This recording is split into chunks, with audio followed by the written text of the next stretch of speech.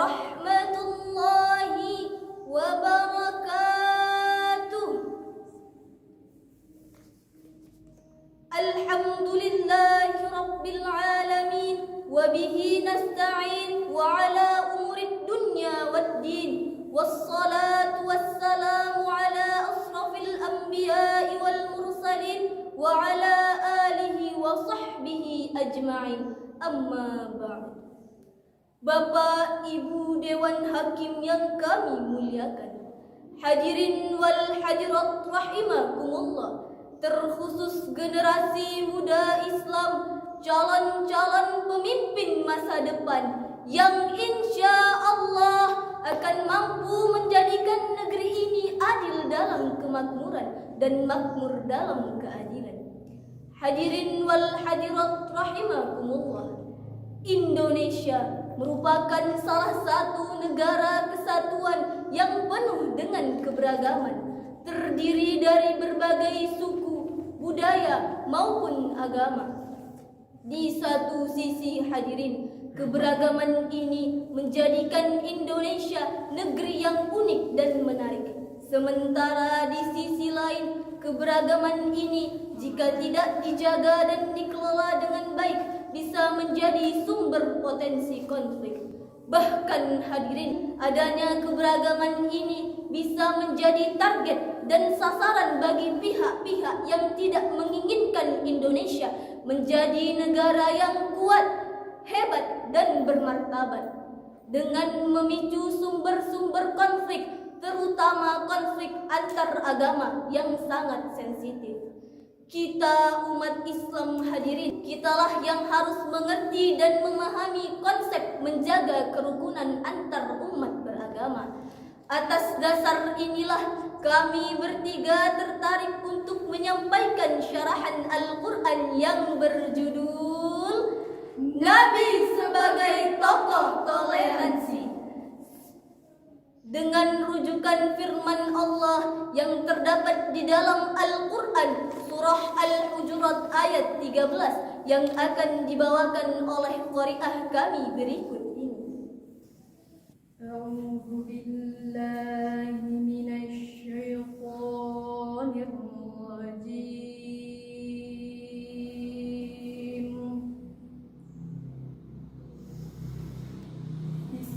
Bismillah.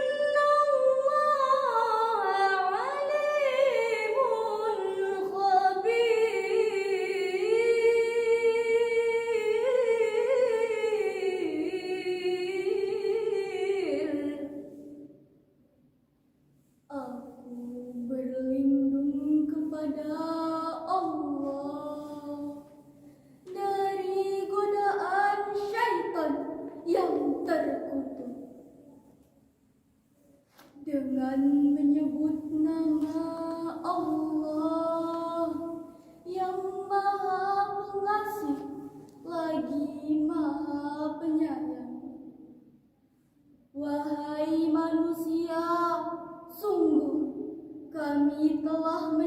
menciptakan kamu dari seorang laki-laki dan seorang perempuan.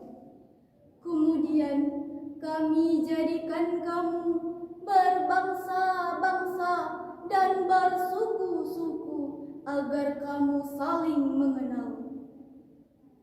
Sungguh, yang paling mulia di antara kamu di sisi Allah ialah orang yang paling bertakwa. Sungguh, Allah Maha Mengetahui, Maha Teliti. Hadirin wal hadirat rahimakumullah, Asy-Syaikh Profesor Dr. Wahbah Az-Zuhaili dalam kitab tafsirnya Al-Munir jilid 13 halaman 581 menukilkan dua riwayat berkenaan dengan sababun nuzul ayat tadi.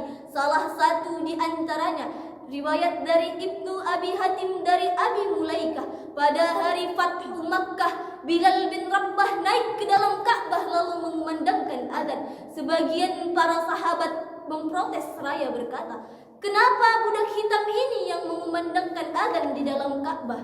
Lalu turunlah ayat yang dibacakan tadi.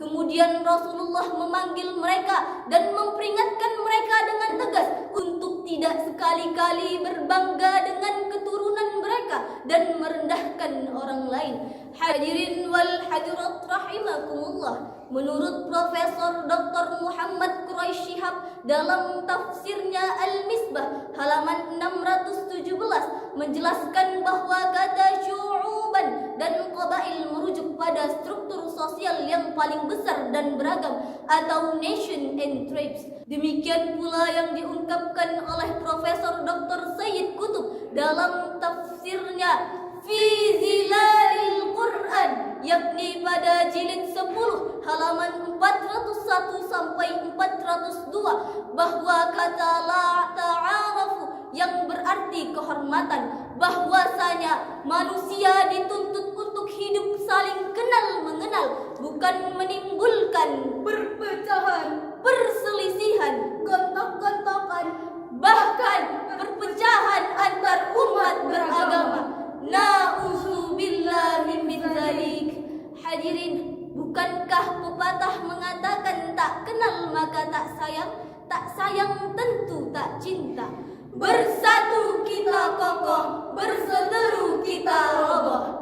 Lantas, bagaimana konsep di dalam Al-Quran tentang merawat kerukunan antar umat beragama? Sebagai jawabannya, marilah sama-sama kita dengarkan kembali firman Allah dalam surah Al-Mumtahanah ayat 8 yang akan dibawakan oleh qari'ah kami berikut ini. La yanhakumullahu 'anil ladzina lam yuqatilukum fid din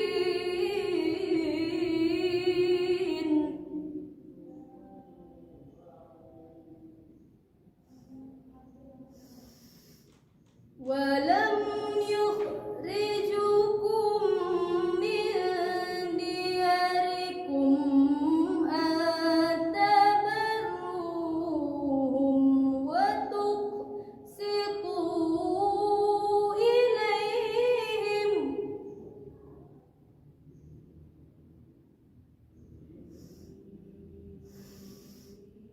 Inna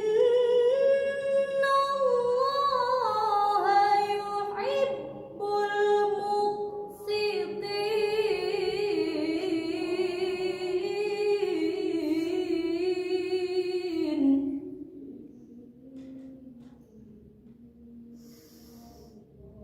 Inna Allaha yuhibbul muqsitin.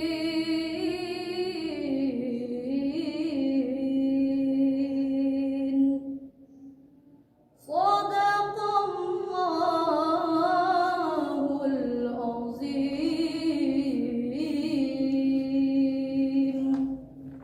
Allah tidak melarang kamu untuk berbuat baik dan berlaku adil. terhadap orang-orang yang tidak memerangimu dalam urusan agama dan tidak pula mengusir kamu dari kampung halamanmu. Sesungguhnya Allah mencintai orang-orang yang berlaku adil.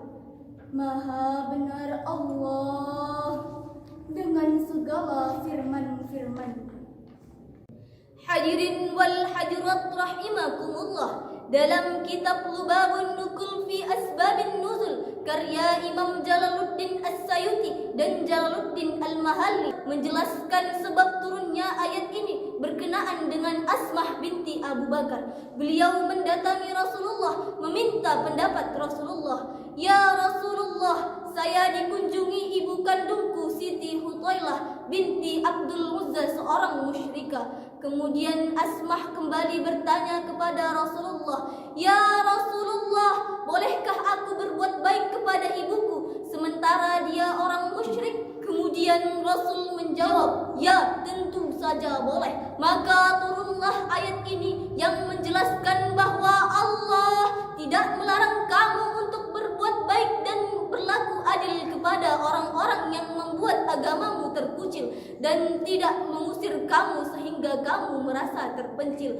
Islam yang benar itu merangkul bukan memukul, Mengajak bukan menginjak, mendidik bukan menghardik, meredam bukan mendadam, mengilhami bukan menghakimi, bersikap ramah bukan pemarah. Demikian pula yang diungkapkan oleh Abu Ja'far At-Tabari, yakni bab 8 juz 23 halaman 321 sampai 322 mengatakan bahwa kalimat antabarruhum wa tuqsitu ilaihim yang bermakna bahwasanya Allah tidak melarang kamu untuk berbuat baik dan berlaku adil terhadap semua orang kafir dimanapun dan kapanpun selagi mereka masih berlaku santun. Hal ini merupakan bentuk sosial. Namun ingat hadirin, Islam mempunyai komitmen yang sangat tegas tentang akidah yang terdapat di dalam firman Allah surah Al-Kafirun ayat 6. Lakum dinukum waliyadin. Untukmu agamamu dan untukku agamaku. Betul hadirin? Hadirin wal hadirat rahimakum, keberagaman hendaknya dijadikan sebagai wadah untuk meningkatkan ketahanan suatu bangsa secara bersama-sama mewujudkan masyarakat adil, makmur dan sejahtera. Dari uraian di atas kiranya dapat ditarik beberapa kesimpulan.